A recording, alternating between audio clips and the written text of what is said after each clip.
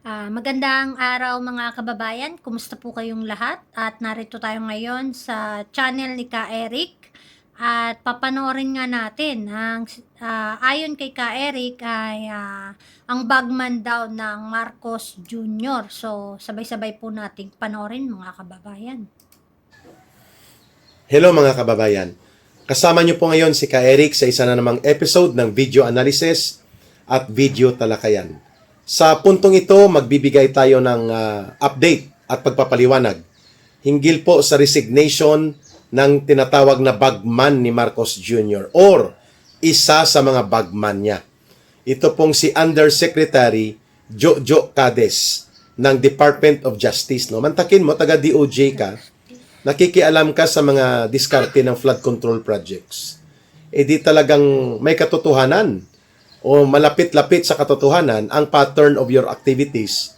Why in the hell is an undersecretary of the Department of Justice involved in the anomalous, questionable, and very scandalous issues involving flood control projects na mga ghost? Taga Department of Justice ka, flood control ang inaasikaso mo. Parang kagaya din ditong tinatawag na BFF daw ito ni Budget Secretary dati, ni Marcos na si Pangandaman, ni Amina Pangandaman, itong si Undersecretary Olaybar, na bata-bata ni DepEd Secretary, dating senador, bit-bit niya na ito, ni Sani Angara, si Yusek Olaybar. Hindi ko alam kung anong ibig sabihin ng BFF ni Amina Pangandaman, itong si Yusek Olaybar, taga DepEd ka, ikaw ang facilitator ng flood control projects and iba pang proyekto na hinihingi ni Lolo Lucas Bersamin at nila Pangandaman as if you are involved sa mga anomaliyang ito. Kaya nag-resign din po ito ang bata-bata ni Sani Angara na bit-bit nila ito mula sa Senado, binit-bit niya bilang Undersecretary sa Department of Education, no? And I think the only qualification nito ni Olaybar dahil marunong maging bagman. Wow. So ganun din ba ang qualification ni Undersecretary Jojo Cades?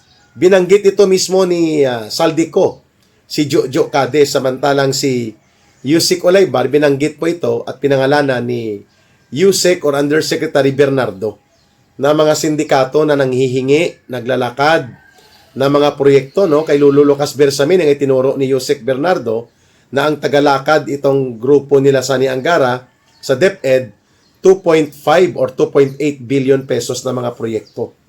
At ang SOP niyan is 15% sa minimum or 20%. So that means mga hindi bababa yan sa 300 million ang nakuha na SOP o kutong. Kung pag-uusapan natin ang ibinulgar ni Yusek Bernardo kay Yusek Olaybar. Kay Jojo Cades, specific po ang pagkatukoy sa kanya. Mismo ni Ginoong Saldico na itong si Yusek Jojo Cades ng DOJ ang nagbigay ng brown envelope o nagkuha ng utos ni Marcos na mga proyektong gustong ipa-insert ni Marcos. At alam na natin, pag in-insert yon, order yon ni Marcos, gagamitin yon sa pangdurubo, pangungulimbat at pangungurakot. So itong brown leather envelope na ito, na pocket size or folder size na brown, binanggit po ito ni Saldico na nakita niya ito sa Singapore. Na bit-bit ito nila Jojo Cades at mukhang dito inilalagay sa brown leather envelope ang mga transactionist ni Marcos na illegal.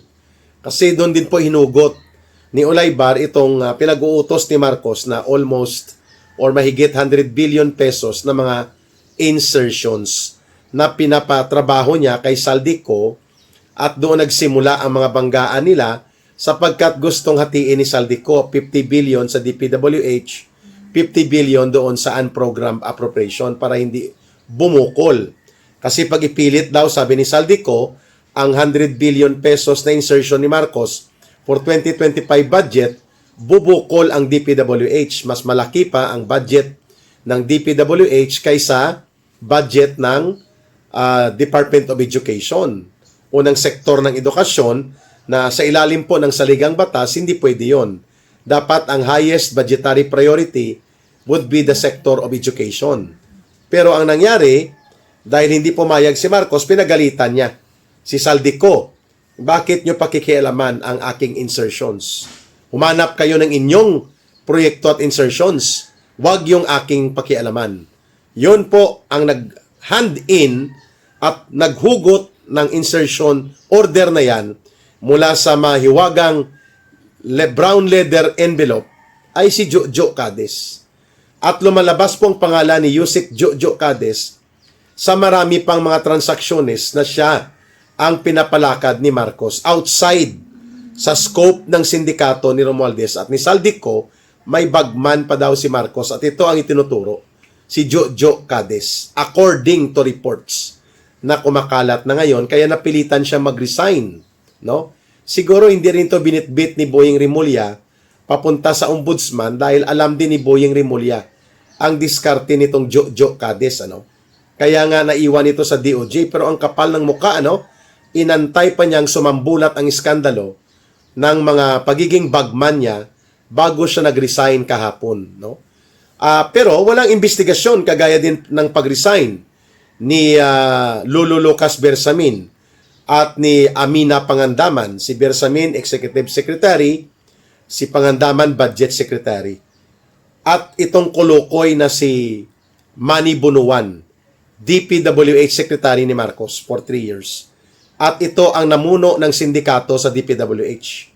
According to the declaration and report nila Yusek Bernardo, sa revelation mismo ni Engineer Alcantara at nila Engineer Bryce Hernandez. Si Bunuan ay barkada din nitong isang kongresista na itinuturo ni Saldico na sindikato din. Itong si Edwin Garjola. Pinangalanan din ito ni Congressman Leandro Liveste. Nakasama ni Jojo Ang ng Uswag-Wasaag Ilonggo Party List na nagbebenta ng mga proyekto at pinagkakakitaan nila. Dahil mga kontraktor ang mga ito, no? Involved ito sa construction operations. Itong si Garjola ay napabalita po na mayroong isang mansyon na pinagmamay-arian, isa pa lang ang nabuking, worth 600 million pesos. Sa California, 600 million pesos. Wow! Kasi umaabot po sa mga almost 11 million dollars ang worth ng kanyang mansyon sa isang exclusive area ng California. Wow, grabe, no?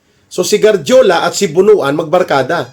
Si Bunuan may anak din na involved sa construction.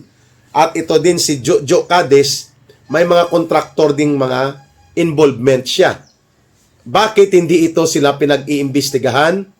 Hindi kinakasuhan ni Boyeng Rimulya, no? Napangalanan na na-reveal na nga ang kanilang mga pangalan. Ulitin ko, si Yusek Ulaybar, dyan sa DepEd nag-resign. Bata-bata ni Sani Angara ito na DepEd Secretary, bit-bit niya ito. At lumalabas na bagman operator nila ito. Si Yusek Ulaybar at BFF ni Amina Pangandaman na dating DBM Secretary ni Marcos. Ang isa pa na hindi kinakasuhan at walang investigasyon o case build-up, si Lolo Lucas Bersamin na isinesangkot ni Yusek Bernardo kasama si Yusek Ulaybar. At ang pinakamalala, itong itinuturo na bagman ni Marcos sa operations niya sa mga insertions at iba pang pangungulekta, lumalabas po itong pangalang Yusek Jojo Cades. So, bakit walang case build-up? Sige nga, sagutin mo ito, Ombudsman Boyeng Rimulya. If you are true to your mandate, and if you try to reinvent yourself na matino at maayos ka at patas at ikaw ay para sa katotohanan at para sa iyong tungkulin sa mamamayan, i-case build up mo nga ito at i-pursue ang mga kaso laban kay Yusek Jojo Cades, Yusek Ulaybar, former Executive Secretary nila Marcos na si Bersamin, si DBM Secretary Amina Pangandaman at itong si Kulukoy Bunuan na naging DPWH Secretary ni Bongbong Marcos Jr. Ito po ang mga galamay kung sa pugita o sa octopus, ito ang mga tentacles direkta ni Marcos. Ang pinakamalalim na tentacle nila, itong si Saldico. Kasi yan ay nasa inner sanctum. Pag sinabing inner sanctum, nasa pinaka-inner circle po ni Marcos yan. Ito sila Cadiz, sila Pangandaman, sila Bunuan, at itong sila Ulaybar. Sila po ay mga tentacles ni Marcos. Pero ang paano katayin ang budget at ilusot ang pangungurakot, si Saldico at si Martin Romualdez, ang mga alipores. Kaya, uulitin po natin in behalf sa sentimiento at panawagan ng taong bayan. I-case build up mo at seryosong ipurso ang kasong kriminal at iba pa na dapat mapanagot at habulin at bawian ng kayamanan itong mga itinuturo na involved sa tentacles ni Marcos.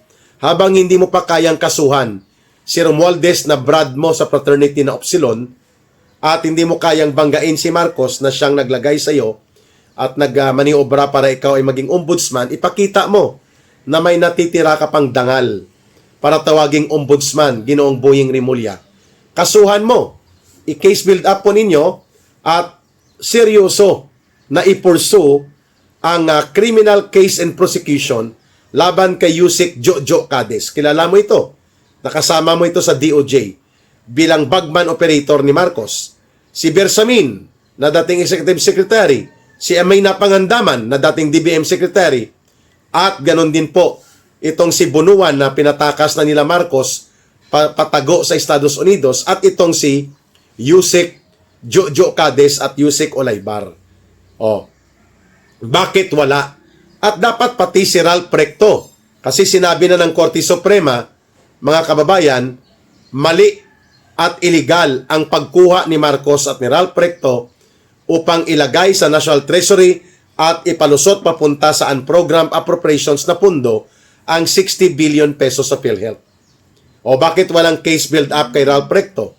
Ipagpalagay nating aantayin pa natin si Marcos bago makasuhan siya, dapat maalis mo na siya o umalis siya, umatanggal siya bilang presidente. But you can do that to Ralph Recto. No? Makapal din ito si Boy Taxman. Walang ibang alam ito sa buhay kundi magpataw ng buwis at hagupitin ng buwis ang mga ordinaryong mamamayan. Ganyan si Boy Taxman Ralph Recto, tagapaglatigo ng buwis sa taong bayan. Perwisyo talaga ito. At ngayon, napatunayan na mismo ng Korte Suprema, absolute unanimous 15-0. Pinapabalik kay Marcos at kay Ralph Recto ang pondo sa PhilHealth, subalit wala pong kaakibat na pagsasampa ng kaso na kriminal at administratibo laban kay Ralph Recto. Wow! At sa DBM din mismo na nagpalusot ng pondo upang punduhan ang mga unprogrammed appropriations ni Marcos. Ayan mga kababayan, at maraming ang binanggit dito si Ka Eric na mga pangalan. So, ano pong inyong makukomment mga kababayan, mag-iwan lamang kayo ng comment sa ating comment section at huwag niyo pong kalimutan mag-like at mag-subscribe sa ating YouTube channel. At lagi natin itong susubaybayan si Ka Eric at ang iba pang mainstream media mga kababayan upang matuklasan natin kung ano nga ba ang punot dulo nito, lalong-lalo na binabanggit nga ang pondo ng PhilHealth at ang flood control project. Mga kababayan, maraming pong salamat.